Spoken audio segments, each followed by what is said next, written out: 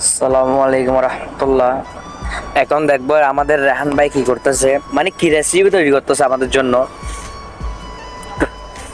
আমার আমার ভাইতে এখন তো সাবা বেলতেছে, দেখবো এখন কি করে।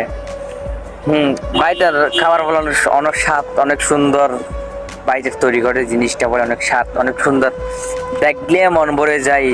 কি জিনিস তৈরি করে এখন দেখবো আমরা। আমি দেখার জন্য বসে আছি রেহান ভাইয়ের রেসিপি। এগুলো পাবেন যে মধুবনের শোরুমে, এটা হচ্ছে মধুবন ব্র্যান্ডের শোরুমে পাবেন।